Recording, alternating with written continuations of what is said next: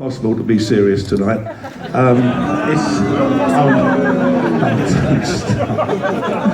Oh no! Jerry Ewing just said to me, I said, I'm going to tell some real serious stories about how some of the music came together. And he said, I bet you can't get through the evening without telling a few gags. And I said, I bet you I can't either. And but I will do my best. So it'll be a bit of a mixture. But what I wanted to take this opportunity to do, because I've never done it before, is, and I'll explain why in a bit, everything I write on the piano. And we did when I was in Yes as well, wrote on the piano the same way that everybody tends to write stuff on acoustic instruments.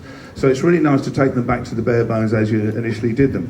I'm just going to start, which helps to warm the old fingers up, with the piece from the first album, from the dear old Six Wives of Henry VIII. How prophetic that album was. Bloody hell. God. I've had nearly as many myself now. I've got 6 kids. I thought I had 5. Daily Express told me I had 6. Sorry, Jerry, I've started. But the 6th one, when the first one I ever recorded, which was actually Catherine of Aragon, which we recorded at Trident Studios, and Steve Howe was on it, Chris Squire was on it, Bill Bruford was on it, and we did it. Now there's an interesting. This is not a gag. This is for the truth.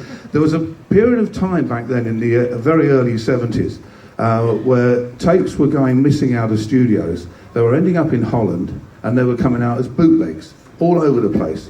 So what used to happen was, and it was great fun at first, but it's got its downside, which I'll explain in a minute. What people used to do was you would put change the titles of the tracks, so there would be something else, and then you would also put on the box the name of a completely different band that nobody would be particularly interested in, so that when people were coming in looking for stuff to take out to copy, they couldn't. And Catherine of Aragon was actually originally called in the studio Handle with Care, which was basically a Mickey take out of Fragile. I took it from Fragile, so it was called, well, not a Mickey take, but it's something. And it was down as the Joe Loss Orchestra. It's absolutely true. The downside is, when all the studios closed down, they slung out all this stuff with, well, nobody wants the Joe Loss fucking orchestra, we'll get rid of that. So the master didn't exist, but luckily there was one copy master in America, and which Universal, who now own it, managed to get, and they remastered it and done a fantastic job. But if ever you come across a tape with Joe Loss and his orchestra on it, it could well be me. This is Catherine of Aragon.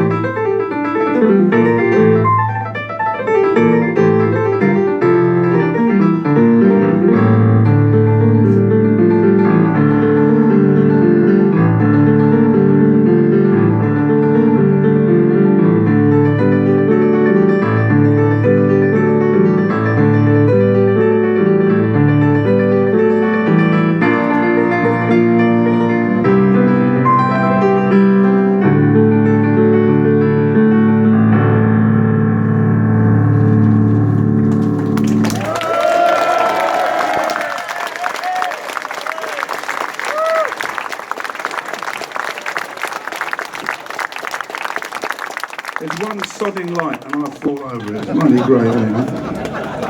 That's because I'm tired. I was up till 4 o'clock this morning defrosting the fridge. Or foreplay, as she likes to call it. This is, sorry, Jerry, I didn't... Where was I? Dear. Mustn't do this.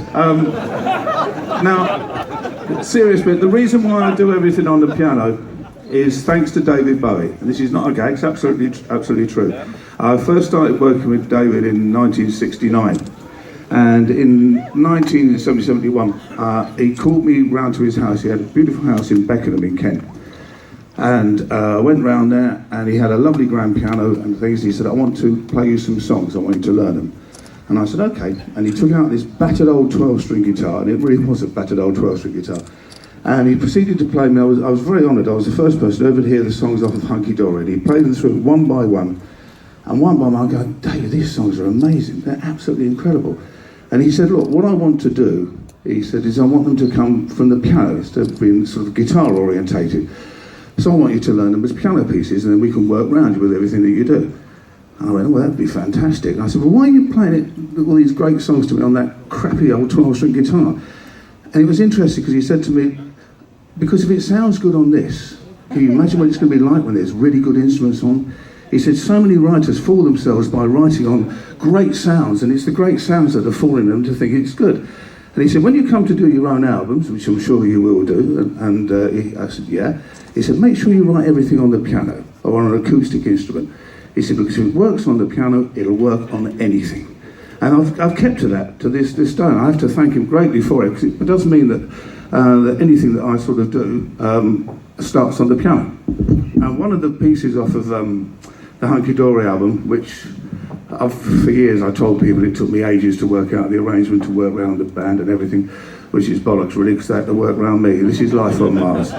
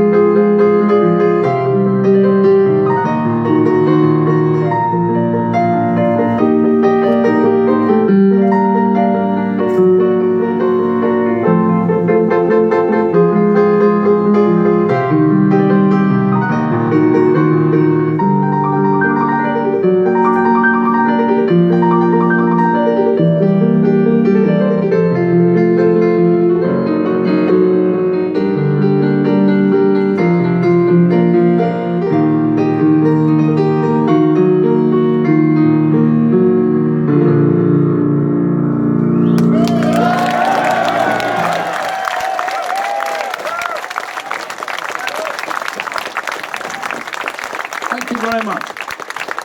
That's very kind. After the Six Wives came Johnny, and then came King Arthur, the Myths and Legends of King Arthur.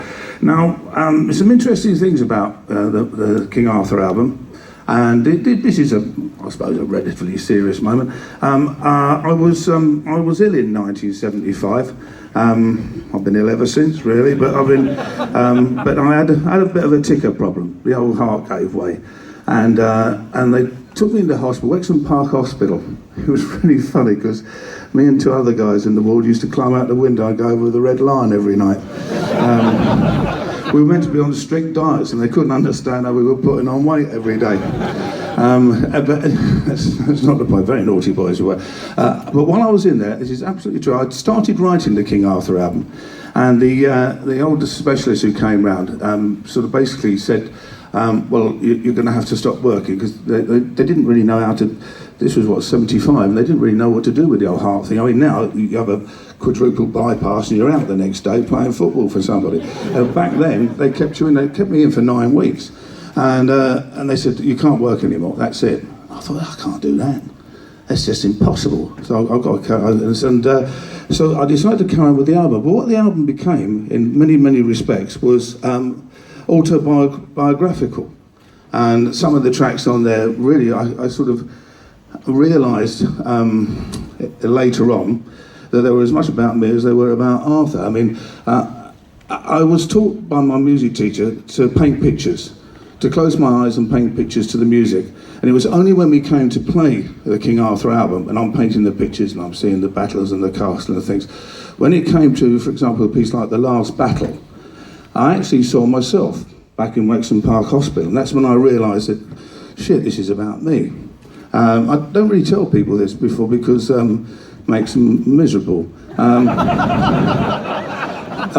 it is interesting when I play this piece. So, but there's one particular piece off the album which was great fun to do, which was Merlin the Magician. And when we recorded it at Morgan Studios, there's a couple of Moog solos, and however, the problem with solos, if you don't get it right in the first 2 or 3 goes and it feels really good, then you have to leave it for another day and do it again, because otherwise it starts to become a sort of staid part. And we were doing Merlin, and I'd had about 2 days at having a go at these solos, and I wasn't really happy with them. And over in the studio across the road at Morgan were Black Sabbath. And Ozzy's a great mate of mine. He said, what you need's drink. So, this is all true. So we were recording. I said to the guys, "Look, just finish off the backtrack. You know, for the backtrack for something else we were doing." I said, "I'm just going to go over and have a jar with Ozzy and Tony and Geezer and Bill." And I said, "I'll be back in a sec." But the thing to do, and our engineer called Paul Tregerth, I said, "Paul, make sure you've got Merlin up ready." I said, because I'm going to come in and I think I'm probably going to have one go at the solo. That's all I'm going to get. He went, "Why?" I said, "Because I'll be pissed." That's the simple answer to that. And he went, "Okay," and that's exactly what that. He did that. I went over, I got rat-assed with a bottle of scotch. And I can remember this day going across the road, it was all cold and I walked in the studio, and I didn't even stand there, I just walked straight over to the Minimo, and which is interesting, because it's only like sort of 3 octaves, but I saw hundreds of them. It was like...